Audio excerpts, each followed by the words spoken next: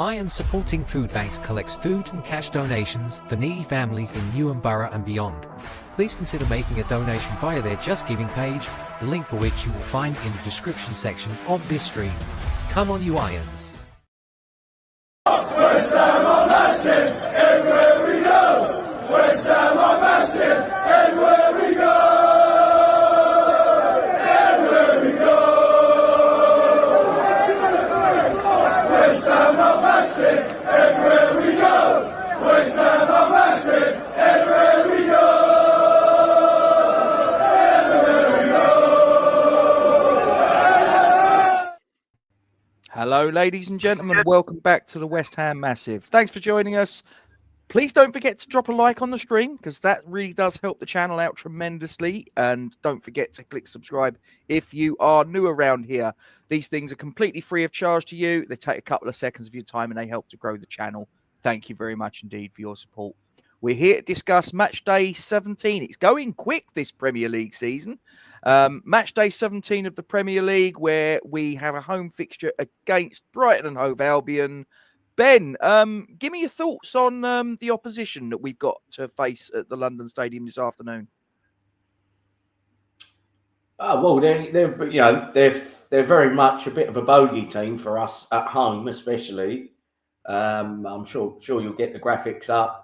I think since they got promoted, what was it? I don't know, 6-7 years ago, out of the home games, I think we've won 1 and they've won 5 or 6. So they're a great side, Rob. You know, they seem to have a good footballing model, shall we say, because they're probably punching above their weight a little bit, but you know, it's probably only 20 years ago, Rob, that they were in like the 3rd division and, you know, playing at, was it the WHUFC Stadium? Yes. You know, their progress as a club has been amazing. And, you know, I think a lot of teams, probably including us, look a little bit envious of how they operate in terms of, you know, they've had quite a few new managers, Rob, but their footballing philosophy still stays pretty similar, and they're very successful in the transfer market of, you know, finding good products from abroad. But not only that, you look at like Danny Welbeck, you know, that guy. When he went there, you probably thought, he'll see out his career within like a season or two. But he's done really well over, you know, a prolonged period. They've got some good homegrown talent. So, mate, I'm very. I take my hat off to Brighton and how they operate and how they play, because they play the right way. Yeah, I mean, sort of like you say about Danny Welbeck, I mean, you know, other players that they've taken at the back end of their career, just to give them a little bit of a shout out, the likes of James Milner as well, is another player who, when he left Liverpool, you probably thought to yourself, yeah, that's him done. And he's gone there and he's still doing a job for them. But like you say, they managed to sort of conjure up these sort of diamonds in the rough that sort of like you think, oh, I've never really heard of this guy. Like, for example, Julio Enciso, João Pedro, players that you sort of like, you like, who the bloody hell's that? Sort of Karu Mitoma. Most sort of like Premier League fans would sort of go, the name means nothing to me. And they sort of like, they come together as one cohesive unit, and they've done it for many years. And you're right, you know, they've changed managers, they've changed players and all the rest of it, and yet the philosophy, the underlying philosophy of the club remains the same. Exactly what Ken says there, and good morning, William. 21 years ago, Brighton against West Ham at the WHUFC Stadium was a 2-2 draw. So you know, and how quickly it changes. Another one, Rob, Adam Lallana, you know, that you thought was probably not going to do much, and he's done well. Morning Berlin Lounge. And you know, I like their defence. I've always liked Lewis Dunk. Yeah. Webster looks solid. You know, they've got they're all quite technical players. You know, sometimes you'd look at their team on paper. Do you know what I mean? You'd look at their team and go, well, we've got a better team than them. Yeah. And then there's been occasions when you look at it and you think, well, why can't we get near them? Do you know what I mean? But it's just They seem to have a really good system. But that being said, Rob, we went there and done them 3-1 last season. Bit of a smash and grab. But, I mean, just looking at the form, though, Rob, you'd have to say their form's not great. And marginally, ours looks slightly better. So hopefully we can build on our mini revival. I mean, I know it's only a win and a draw, but you know, there's improvement in results and performances, I think. And you know, looking at that, Rob, you know, Palace, who haven't been doing very well, have gone away and done them. So they're off the back of a bit of a poor result there. A draw at Leicester, not bad. A defeat at Fulham. So look, even though I rate Brighton, I'm not sure that they are the actual. You know, I don't think they're as good as they have been in previous years. So I mean, we're probably not either. So you know, let's see how we get on. And but like I say, I think there's some positives to take from the last couple of games. So let's do that. Let's get some before I get the what you think the teams are sort of like the star players and the teams are going to be. I suppose it's probably fair to get some squad news out there for all and sundry. So I'll start with our guests, the visitors, Brighton and Hove Albion. So as far as they're concerned, on the resource that I've got available to me here, Adam Webster is out. He's not going to be available for today, but they have quite a number of players that have question marks over them. I'll give you their names. They're Joel Veltman, Danny Welbeck, Matt O'Reilly, Ferdy Cadiolu, Jack Hinshelwood, James Milner, and Solly Marsh. All of them are rated in some way, shape, or form as having question marks over their availability for the game today. So with that in mind, Ben, who do you believe is the key player for Brighton and Hove Albion? I mean, before I come on to that, Rob, just looking at this, even though I thought Welbeck was still doing well, I didn't realise he was their top scorer and, in fact, has outscored any of our players as well. So, I mean, that's a great signing. And he's probably one of them players that he's probably not fussed if he's starting every week, but you know he can come on and nick a goal if you need it. So, fair play to Danny Welbeck. If I'm honest, Rob, I was having a look at their squad. Like a lot of these teams, I haven't watched Brighton inside out, but there's one player that I see a few highlights of that I thought, oh, he looks dangerous. And that was actually Jorginho Rutter. And I think it was against Spurs when I think they was 2-0 down and ended up winning 3-2. And I think he either nicked a couple or he scored a goal and got an assist. And he looked like he had so much desire. Do you know what I mean? He looked a powerhouse that would just, he went past people and it looked like he weren't going to get there. And he did get there, like power and a little bit like Mohamed Kudus sometimes, that he's got that power and pace and finishing ability that, if I'm honest, he needs to show up a little bit more. Yeah. So yeah, I like the look of Jorginho Rutter for Brighton, and but hopefully we can keep him and others quiet. Okay, so now let's flip the question. So, who's the players that on our side of things? Now, again, I probably should give some news on our situation. So, the players that we know are not going to be available today. Fairly clear that Michail Antonio isn't going to be available today and not for some considerable time. I would say moving forward, you don't even really need to mention that. Probably not, but as a courtesy, he is a player that's not available. Yeah. Carlos Soler. I don't think he'll ever kick a ball again, Rob. I think that's possible. I hope he does come back. Obviously, even if it's just for one game, just to prove a point. But yeah, I mean, we'll wait and see on that one. But he's definitely not available today. Carlos Soler, he picked up a 5th yellow card against Bournemouth, so that is him sitting this one out. Jean-Claire Todibo, you know, has he got an injury? Has he not got an injury? Is it all it seems to be? Look, whatever. He is a doubt as far as today is concerned, for whatever reason you believe. And it may well be that he isn't involved today. So with that being the case, Ben, What are your thoughts on our key player? Do you know what, mate? I think what I want to see, there's key players all over the pitch, but. And I hold my hands up. I never actually see the Bournemouth game. I listen to it on the radio because what I've found recently in this season is when I watch us, we lose. And when I don't watch us, we win or we draw. So I thought, right, I'm not watching. I'm trying to do my bit for us to get a result. And that means I'm abstaining from watching us for a period of time. Good. Right? So You're a fucking jinx.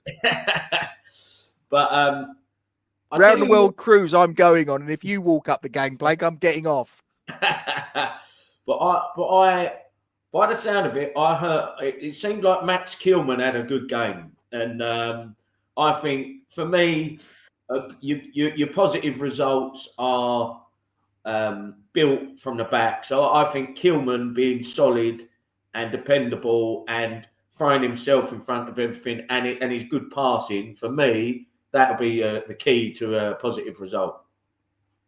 Well, just as you're mentioning that, my 11 has come up, and this could get people talking because there's a couple of what I think could be considered controversial, contentious picks. I've gone Fabianski in goal. I don't think there's any argument over that. He had a sensational game against Bournemouth. Arguably, I would say not arguably, he was our man of the match and probably was the man of the match of the 22 players that were on the pitch at any one time.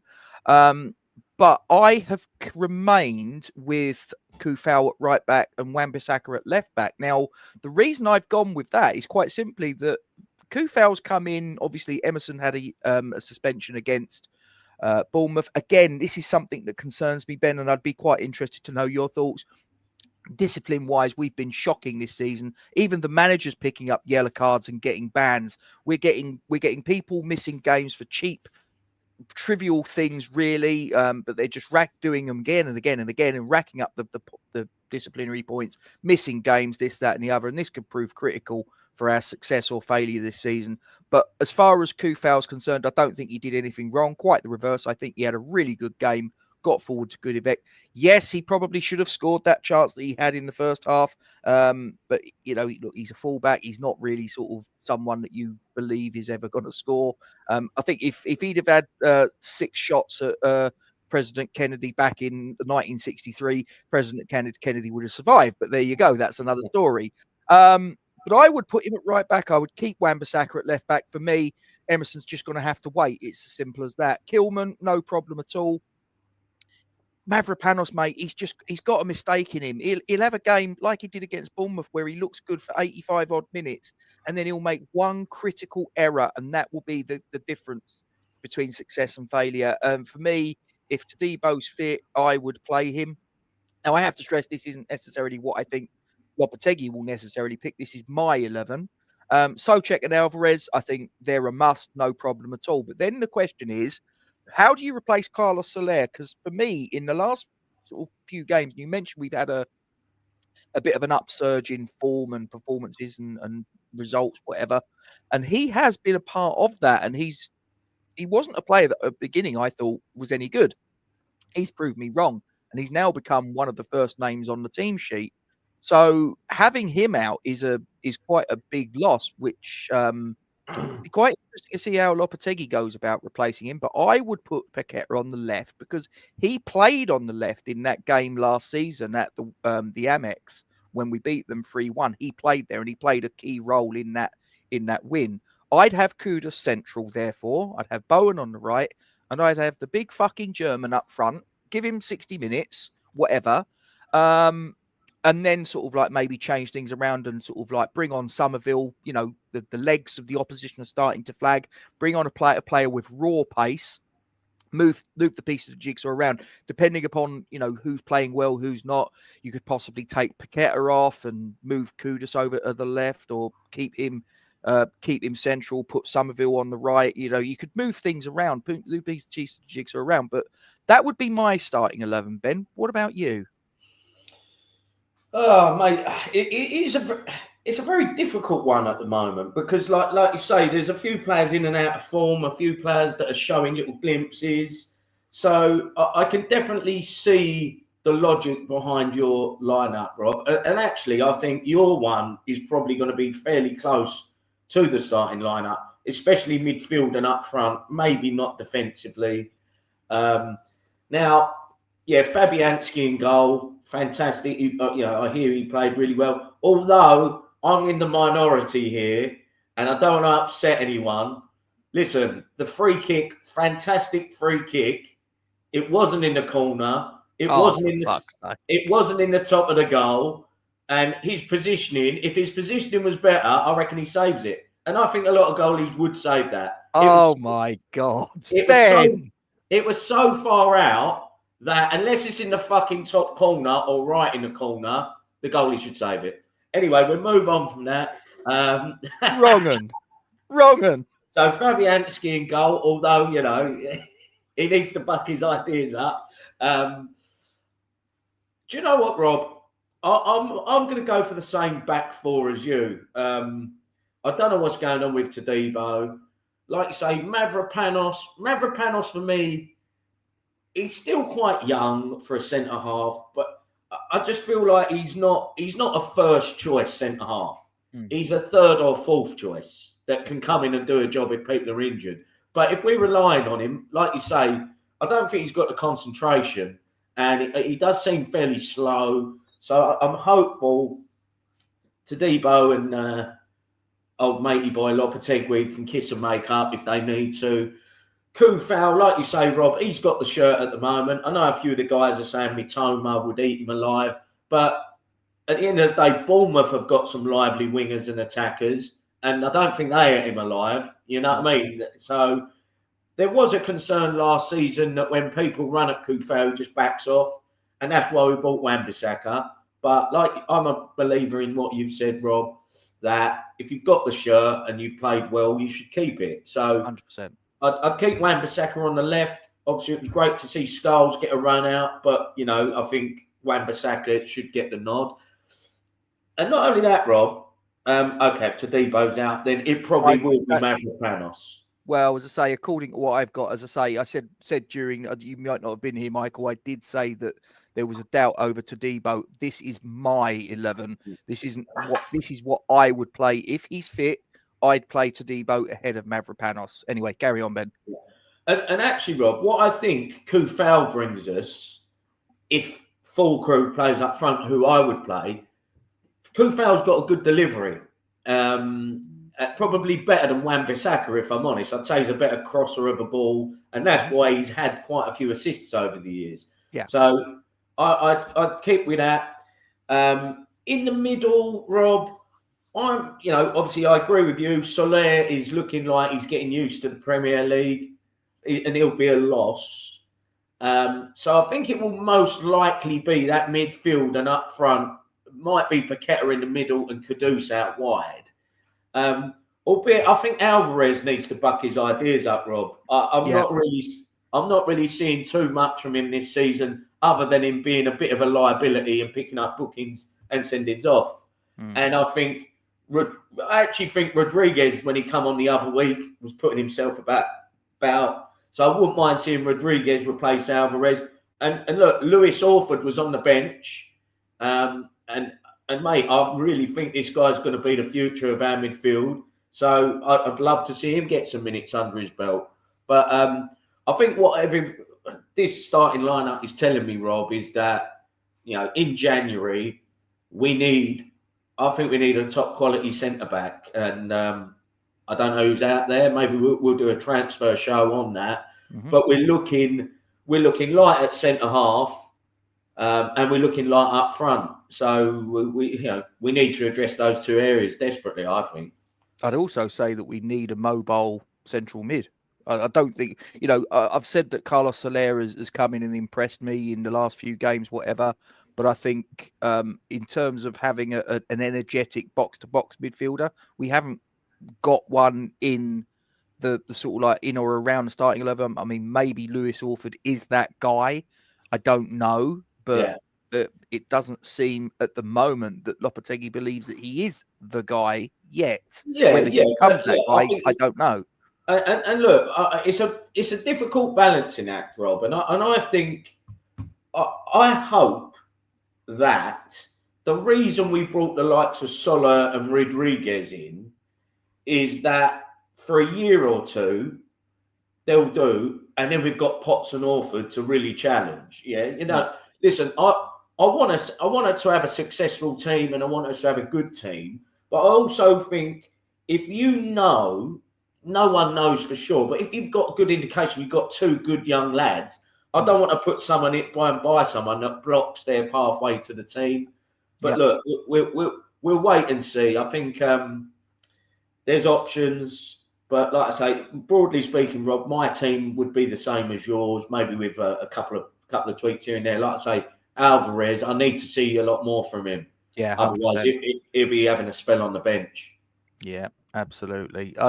To be honest with you, mate, if a half decent offer came in January and the money would allow, we had a ready-made replacement lined up, or at least a plan, if we knew that, say, and I'm just throwing this out there, and I don't know whether this is even feasible, but let's just suppose there is a recall clause that we can activate in January in the deal of Freddie Potts. Do you know what? If we could get at least our money back there or thereabouts on Edson Alvarez in January, I'd move him on, and I'd bring Freddie Potts back. But that's me. Yeah, I don't believe that will happen. But if we had a club come in and say, I don't know, here's 30-40 million quid for Alvarez, and we've got a recall clause on Freddie Potts, I'd go, do you know what? Fuck it, bring Freddie Potts back, get him in and around the first team squad, and we'll make do with that. And maybe spend that 30-40 million pounds on getting reinforcements either at centre back, centre forward, or maybe another central mid. Yeah, I think that's probably a more likely proposition in the summer. Let Potts keep doing what he's doing at Portsmouth. But I think for me, Rob, just going back to Fulkrug, and like I say, I only listened to it on the radio. It was Danny Murphy doing the commentary, and there was just a couple of little moments that he was like, Fulkrug, I think he might have brought the ball down and hit a pass, and then obviously he had the header, and he was like, look, within 5 minutes of coming on, this is what you can see this guy brings to the table, that he's got a physical presence up front, that, defenders might be trying to barge him, but they can't. He's just too big and too strong. So for me, this is the game. Fulkrug has to start, get him in, get balls in and around the box, get players feeding off him, and let's try and see what this, the method to how we want to play is now he is fit. Right. Give us your score prediction, Ben. How's this game going to play out? I'm going to say it is a 2-1 win to us, mate. I'm hopeful that we can get the result, and Fulkrug gets another goal on his first start. And let's just say, I think maybe Paqueta will get one as well. Ooh, interesting. Did you hear this about this, what was believed to be a bit of a cryptic post on his Instagram? Did you hear all the fallout from that? What's that, mate? What, Paqueta? He put something on his Instagram which got people in a little bit of a pickle about, is he trying to say that he's off and this, that, and the other, and apparently it's lyrics to a song, but I don't know. I think there's a bit more to it than they're just lyrics to a song. I think he's sort of like I think he's sort of like saying that he will be off fairly sort of soon. Circumstances around, I don't know. I think he will be off in the summer personally. He's trying to play it down. I don't believe it. Yeah. Look, mate, I think he's Brazilian. It's been a long, cold winter. And if I was him, I'd probably be thinking I wouldn't mind fucking off back to Brazil and sitting on the Copacabana for the winter and the summer. So look, mate, whether he's here long term or not, he's been very inconsistent for us, Rob. So if he got to move back to Brazil or anywhere, but who's going to buy him with this thing looming? We're in such a difficult position at the minute, and that's why I've been quite sympathetic to Lopetegui. in that we've had this thing looming over Paqueta. We've had our striker out of form and then have a car crash. We've got a load of new players. So look, I just think give the guy more time. Look, is Lopetegui in the dugout today? I mean, because I know his old man died. I believe so. Yeah, I'm led to believe he's been to Spain. He's done whatever. I don't know if they've actually. This is the thing that confuses me, because sort of like I've heard some reports saying he went back for the funeral and yet he passed away Monday, Tuesday, something like that. And I'm like, blimey, that's a quick turnaround for a funeral. I don't know if I've misread it or whatever, but he's apparently gone to Spain, done what he's needed to do, and he's apparently he will be in the dugout this afternoon. I personally would have said, you know what, if he needs more time than that off, I think, as if you're his line manager, I think you say, look, you've got to do what you got to do. Family comes first. But I think not only that, Rob, that shows me that the guy is so desperate to succeed at West Ham that he's putting on a brave face and he will be in the dugout. So hopefully we can win the game for Lopetegui's dad, and it gives him an opportunity to try and improve on the very recent slight upturn in fortune. So let's go for that. Any other thoughts before we knock it on the head, bruv? No, mate. Just yes. I always say no, and then I do say something else. But look, just hoping for a good performance. Keep it tight. Good football, but we want to see some goals, and let's get full group starting and motoring. Fair enough. Right. Well, guys, thanks for joining us. Before you all disappeared, I'm just going to quickly go to the poll that is running, and I'm going to end that, which is just very simply West Ham versus Brighton, home win, away win, or draw. We have got the outcome being when it comes up. Hang on, YouTube's being a dick now. I think it was home win was the winner. So I'm just refreshing this page now because it's being a complete knob about things. Oh, it's right, here we go. So draw was the favourite outcome, 45%, home win 36%, away win was the rest. So 18%, 11 volts polled. So yeah, it appears that more people than not think that it's going to be a draw today. But listen, we'll find out when the final whistle goes. This could go either way. It really is a close run thing. So anyway, we're going to disappear. Thanks for joining us. As I say, don't forget to drop a like on the stream. If you are new around here, please don't forget to hit subscribe. We will see you next time. Come on, you Irons. Irons Supporting Food Banks collects food and cash donations for needy families in Newham Borough and beyond. Please consider making a donation via their Just Giving page, the link for which you will find in the description section of this stream. Come on, you Irons.